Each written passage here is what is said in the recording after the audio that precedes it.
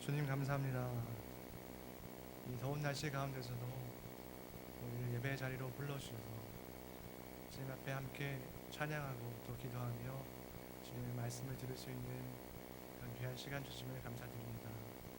주님, 이 시간 우리가 함께 말씀을 나눌 때 주님께서 우리 가운데 선포하시고자 하는 그 말씀이 선포되어 주도록 주님 도와주시고, 각자의 삶 가운데 필요로 하는 주님의 위로하심과 또 명령하심과 또 때로는 우리를 책망하시는 그 주님의 음성, 또 우리를 온전케 하여 주시는 그 주님의 힘 주시는 그 은혜가 이 시간 우리 모든 성도님들 가운데 충만하게 임할 수 있도록 주님 역사하여 주시옵소서. 감사드리며 예수님 이름으로 기도드렸습니다. 아멘. 우리 다 같이 일어서신 채로 누가복음 7장 18절에서 23절 말씀 다 같이 읽겠습니다. 시작. 요한의 제자들이 이 모든 일을 그에게 고하니 요한이 그 제자 중 둘을 불러 주께 보내어 가로되 오실 그이가 당신이오니이까 우리가 다른 일을 기다리오니까 하라 하매, 저희가 예수께 나와 가로되 세례 요한이 우리를 보내어 당신께 말하기를 오실 그이가 당신이오니이까 우리가 다른 일을 기다리오리이까 하더이다 하니, 마침 그 시에 예수께서 질병과 고통과 및 악기 들린 자를 많이 고치시며 또 많은 소경을 보게 하신지라. 대답하여 가라사대 너희가 가서 보고 들은 것을 요한에게 고하되 소경이 보며 안진뱅이가 걸으며 문둥이가 깨끗함을 받으며 기머거리가 들으며 죽은 자가 살아나며 가난한 자에게 복음이 전파된다 하라. 누구든지 나를 인하여 실족치 아니하는 자는 복이 있도다 하시니라. 아멘. 자리 앉으시겠습니다.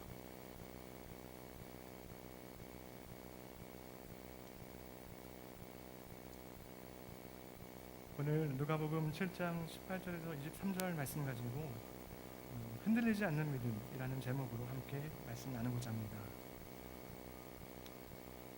성도님들, 성도의 뜻이 무엇인지 아십니까? 우리가 너무나 자연스럽게 쓰는 그런 단어입니다. 우리 각자에게 성도님 이렇게 부르는데요.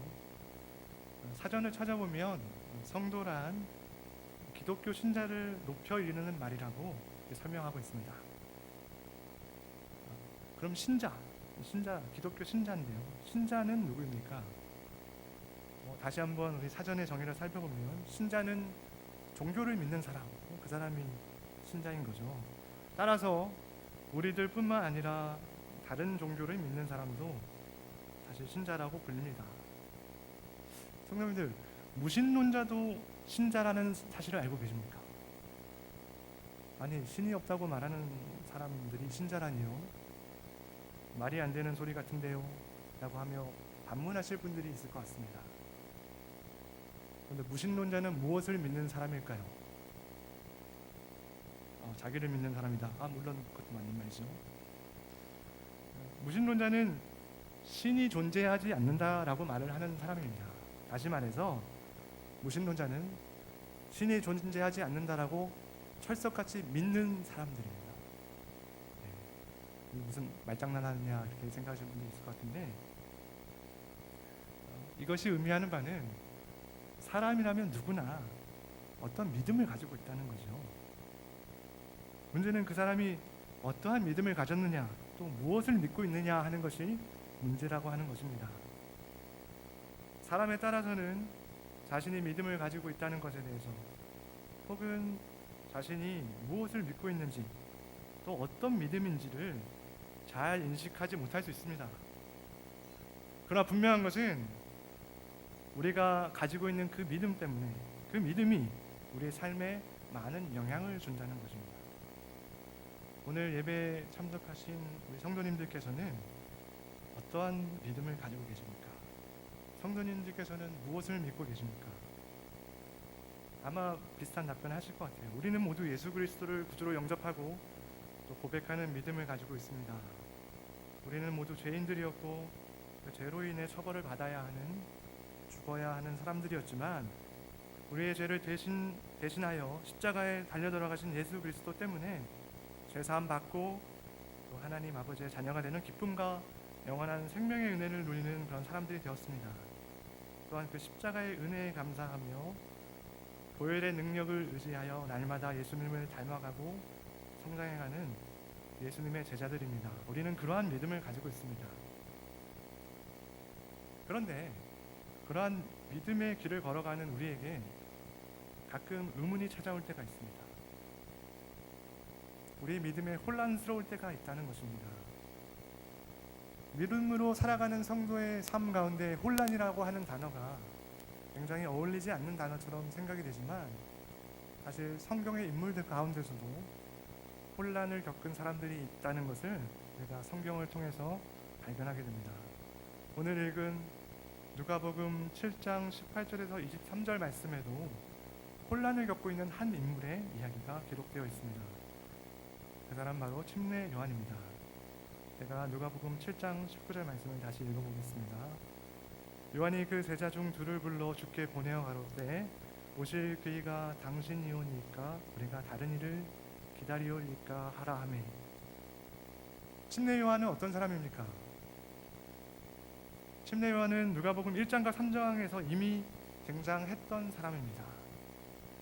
예수님보다 몇 개월 일찍 태어난 예수님과는 사촌인 그런 관계에 있는 사람입니다.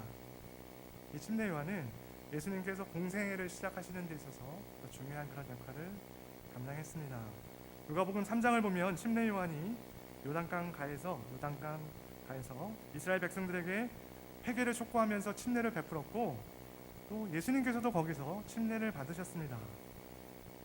또한 요한복음 1장에 보면 이스라엘 백성들과 제자들 앞에서 예수님을 세상죄를 지고 가는 하나님의 어린 양이라고 증거했던 사람, 그 사람이 바로 침례 요한입니다. 침례 요한은 이사야 선지자가 예언했던 광야에 외치는 소리, 또 예수님의 길을 예비한 그런 사람이었습니다. 그런데 그러한 침례 요한이 지금 예수 그리스도께서 자기가 증언했던 그 메시아, 즉 구원자가 맞는지에 대해서 지금 혼란스러워하고 있는 것입니다. 왜 침례 요한은 의심에 빠진 것일까요? 무엇이 그토록 위대한 하나님의 사람을 혼란 속으로 몰아간 것일까요? 오늘 저는 침례 요한의 이야기를 통해서 믿음의 여정 가운데 찾아오는 의심과 혼란, 그것들 속에서 우리가 어떻게 흔들리지 않고 목적지를 향해 계속 걸어갈 수 있는지에 대해서 성도님들과 함께 나누고자 합니다. 침례 요한은 많은 사람들의 죄를 지적하고 회개할 것을 촉구하였습니다. 침례 요한에게 책망을 받은 사람들 중에는 많은 사람들이 있었습니다. 로마 병사들도 책망을 받았고요, 바리새인들도 책망을 받았습니다. 그런데 또 한 사람 책망받은 사람이 있었는데, 그 사람은 바로 분봉왕 헤롯이었습니다. 당시 이스라엘은 로마 제국의 지배하에 있었는데, 헤롯은 로마 제국에 의해서 임명된 분봉왕입니다. 이스라엘 나라 중에서도 갈릴리 지역을 다스리고 있는 분봉왕이었습니다. 근데 그는 여러 가지 잘못을 저질렀습니다. 그래서 요한에게 여러 가지 책망을 받았습니다. 그리고 그 중에 하나가 자신의 이복 동생의 아내인 헤로디아와 불법적으로 재혼을 한 그런 일을 저질렀습니다. 거기서 멈춘 것이 아니라 그것 때문에 자신을 책망하는 침례 요한을 감옥에 가두어 버렸습니다. 그것에 대해서는 누가복음 3장 18절에서 23절 말씀이 증거하고 있는데요. 제가 읽어보겠습니다. 또 기타 여러 가지로 침례 요한이 권하여 백성에게 좋은 소식을 전하였으나 분봉왕 헤롯은 그 동생의 아내 헤로디아의 일과 또 그의 행한 모든 악한 일을 인하여 요한에게 책망을 받고 이 위에 한 가지 악을 더하여 요한을 옥에 가두니라. 오늘 읽은 누가복음 말씀과 동일한 내용을 기록하고 있는 마태복음 11장 2절에서 6절 말씀을 보면 침례 요한이 제자들을 예수님께 보내었을 때 감옥에 갇혀있는 그런 상태였음을 말해주고 있습니다.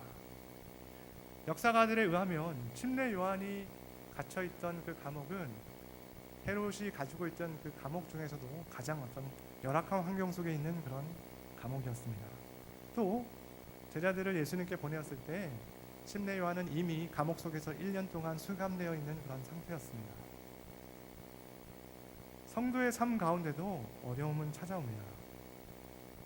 지금은 그런 일이 잘 없지만 우리나라에 기독교가 처음 들어왔을 때 성도들은 가족이나 이웃들로부터 위협을 당했습니다. 집안이나 마을에 안 좋은 일이 생기면 이게 다 이방이라고 해야 되나요? 서양 종교를 믿는 저 사람들 때문에 이런 지금 안 좋은 일이 생겼다, 막 이런 비난을 했습니다. 예를 들어 가족 가운데서도 아픈 사람이 생기면 다 그게 기독교인 때문이다, 이렇게 생각하는 사람들이 많았습니다. 사실 지금도 세계 어딘가에서는 예수 그리스도를 믿는 그 믿음 때문에 위협을 겪는 그런 성도들이 많이 있습니다. 그런데 이런 위협뿐만이 아닙니다. 성도의 삶 가운데서도 실패하고 또 곤란한 일을 겪는 경우들이 많이 있습니다. 신실한 사람이라고 해서 모든 일들이 잘 풀리고 탄탄대로인 것은 아닙니다. 제가 주일학교에서 가르쳤던, 이제 지금은 청년이 됐고 이제 어느덧 30이 됐는데 제가 몇 살인가요 지금? 그러면 하여튼 그런 청년이 있었는데 이 친구는 하나님의 사람입니다. 제가 봤을 때 너무나 신실하고 좋은 친구예요.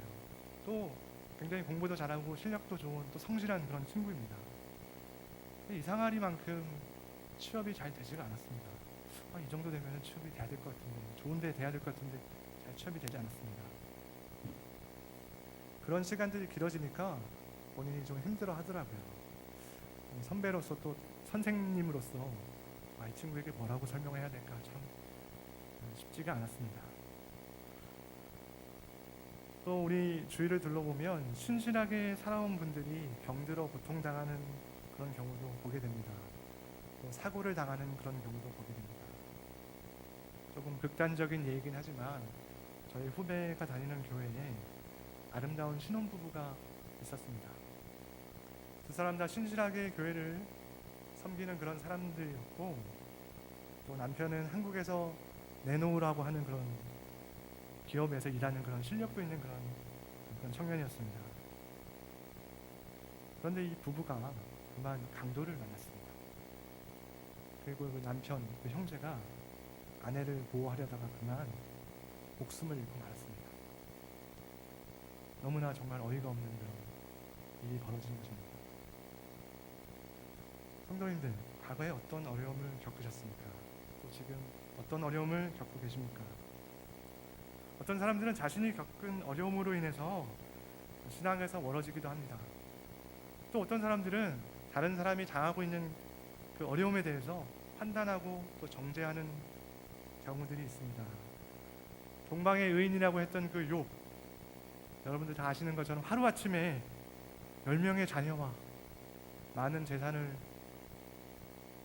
잃게 되는 그런 어려움을 당하게 됩니다. 그뿐만 아닙니다. 욥도 너무나 심한 병에 걸렸습니다. 그걸 옆에서 이렇게 가만히 지켜보고 있던 그 아내가 남편에게 한마디 합니다. 당신이 그래도 자기의 온전함을 굳게 지키느냐, 하나님을 욕하고 죽으라. 아주 심하게 그렇게 말한 거죠. 또 욥의 소문을 듣고 친구들이 욥을 찾아왔습니다. 그리고서는 욥을 처음에 위로할 것처럼 그러다가 점점 분위기가 이상해집니다. 욥의 친구들의 얘기는 네가 죄를 지었기 때문에 네가 죄 지어서 벌 받는 거다, 그렇게 막 욥을 정죄, 비난했습니다. 그러나 성경은 욥이 그러한 어려움을 겪을 만한 죄를 짓지 않았다고 말하고 있습니다. 오히려 욥을 소개할 때 욥은 온전하고 정직하여 하나님을 경외하며 악에서 떠난 자다 라고 설명하고 있습니다. 이러한 상황들을 우리가 어떻게 이해할 수 있을까요? 살아가다 보면 내가 다른 사람의 생각을 이해하는 것이 굉장히 쉬운 일이 아니다 라고 하는 것을 깨닫게 됩니다. 사람의 생각조차도 사실 깨닫는 것이 쉽지 않습니다.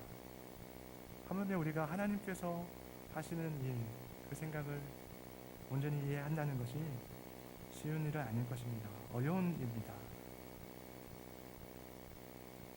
때로는 우리가 어려움을 겪고 그 어려움을 겪는 그때 당시에는 그 어려움이 가지는 이유와 그 의미를 알 수 없지만 또 시간이 지나고 나서 그 이유를 알 수 있는 경우들도 있는 것 같습니다.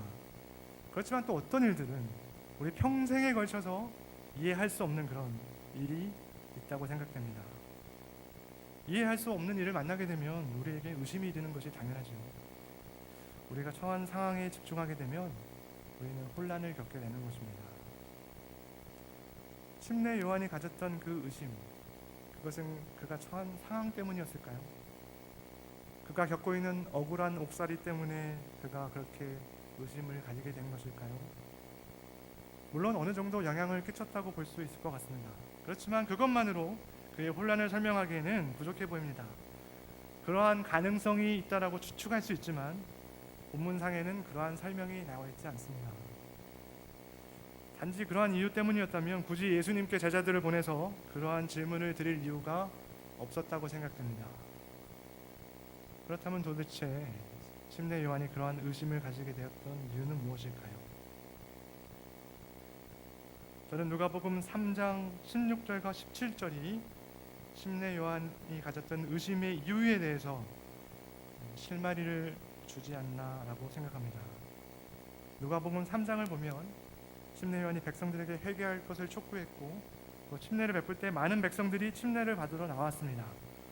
또 침례 요한을 따랐습니다. 그러다 보니까 백성들 중에는 이런 생각을 하는 사람들이 생겨났습니다. 이 침례 요한이 바로 우리가 그렇게 기다리고 기다리던 바로 그 메시아 구원자가 아닌가, 드디어 그분이 오신 것이 아닌가 라고 마음속으로 이렇게 생각을 한 것입니다. 침례 요한이 백성들이 그렇게 생각하는 것을 알고 자신이 어떤 사람인지에 대해서 명확하게 밝히는 그런 부분이 있습니다. 그것이 바로 누가복음 3장 16절과 17절의 말씀입니다. 제가 읽어보도록 하겠습니다. 요한이 모든 사람에게 대답하여 이르되 나는 물로 너희에게 침례를 베풀거니와 나보다 능력 많으신 이가 오시나니 나는 그의 신발끈을 풀기도 감당하지 못하겠노라. 그는 성령과 불로 너희에게 침례를 베푸실 것이요 손에 키를 들고 자기 타작마당을 정하게 하사 알곡은 모아 곳간에 들이고 쭉정이는 꺼지지 않는 불에 태우시리라. 백성들의 죄에 대해서 책망하고 회개를 촉구한 침례 요한, 그가 메시아에 대해서 기대했던 것이 바로 17절 말씀에 나와 있다라고 생각이 됩니다. 손에 키를 들고 자기의 타작마당을 정하게 하사 알곡은 모아 곳간에 들이고 쭉정이는 꺼지지 않는 불에 태우시리라. 아마도 침례 요한은 메시아가 오면 죄에 대해서, 불의에 대해서 심판하실 것이라고 기대한 것 같습니다. 알곡은 모아서 곳간에 들이고 쭉정이는 꺼지지 않는 불에 태우는 그런 심판자의 모습이 침례 요한이 기대하였던 그런 메시아의 모습이었던 것 같습니다. 그렇지만 감옥에 갇혀있던 침례 요한에게 들려온 소식은 그가 기대하던 메시아의 모습과는 다른 그런 모습이었습니다.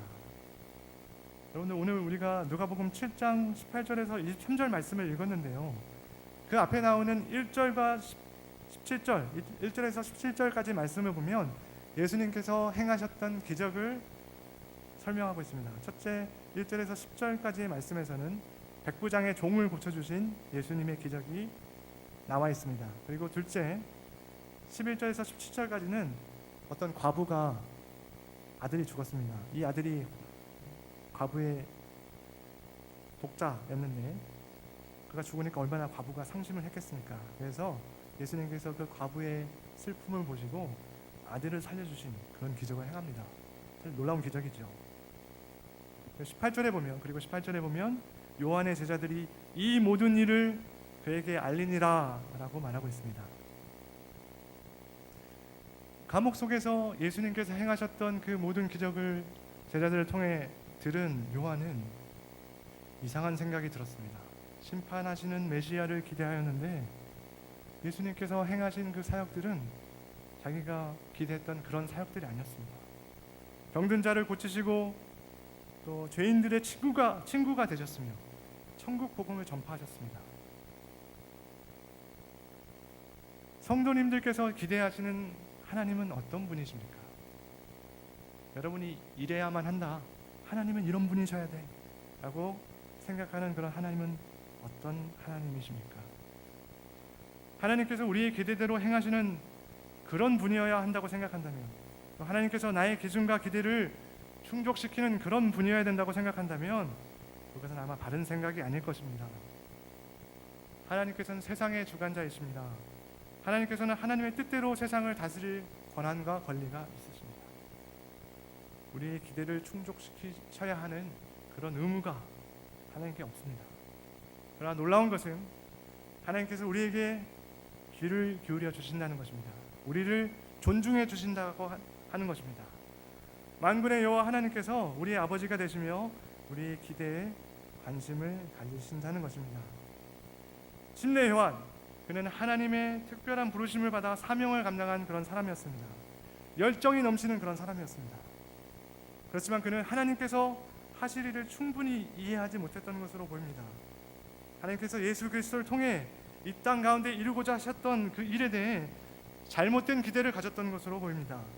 그러한 잘못된 기대가 침례 요한에게 의심을 낳는 원인이 된 것입니다.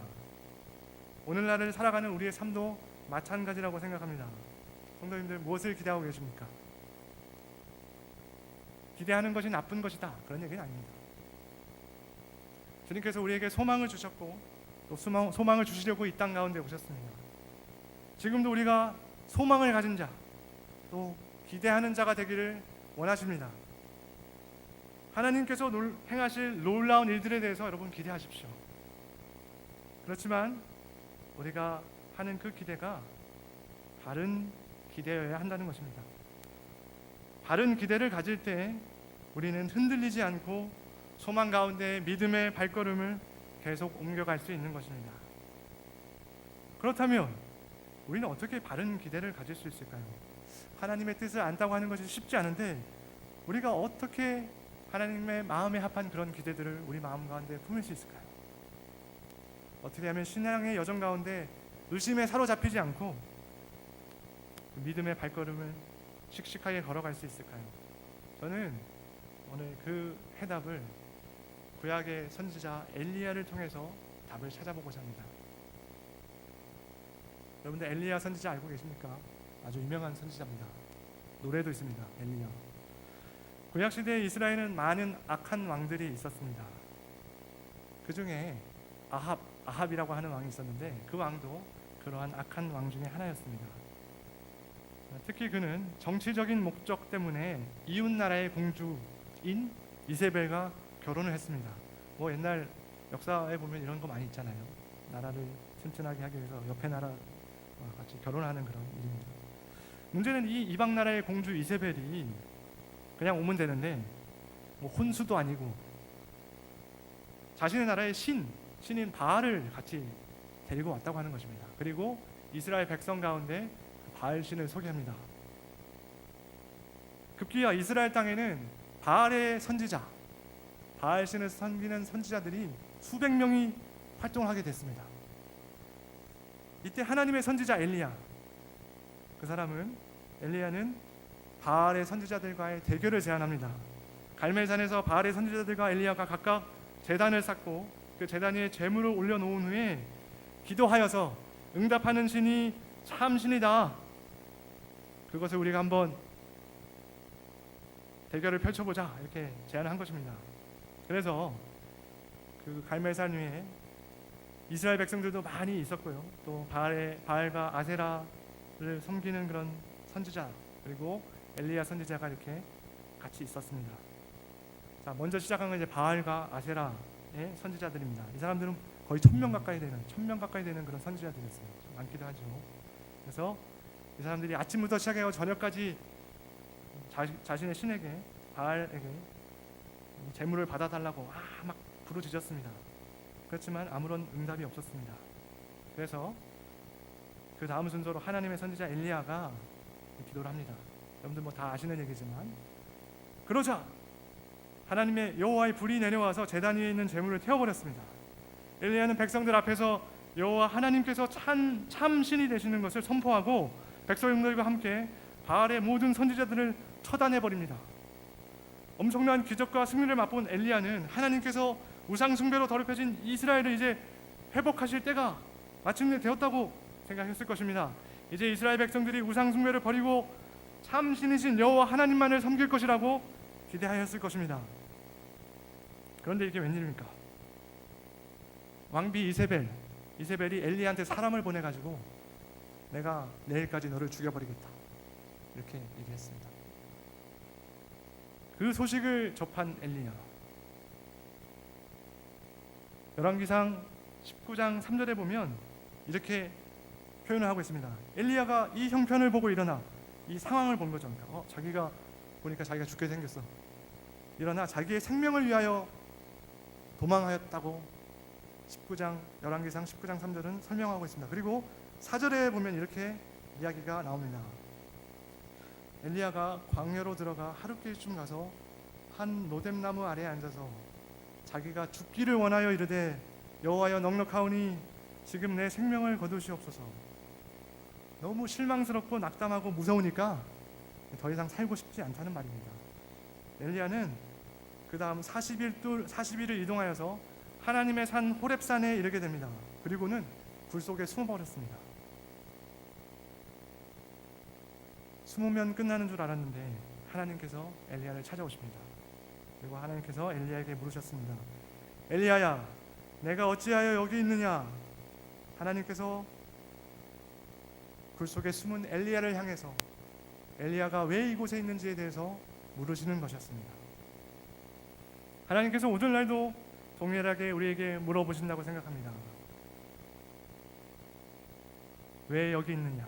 왜 의심의 자리에 있느냐? 왜 실망의 자리에 있느냐? 왜 낙담의 자리에 있느냐? 열왕기상 19장 11절에서 13절의 말씀을 읽어보면 여호와께서 이르시되 너는 나가서 엘리야에게 하신 말씀입니다.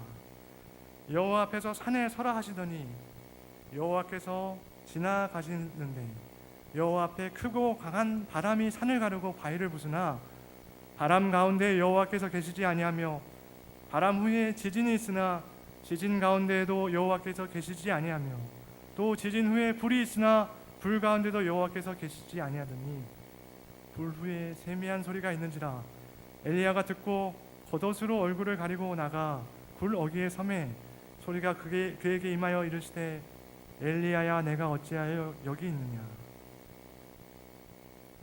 우리 하나님께서 우리 삶 가운데 행하실 큰 일들을 기대합니다.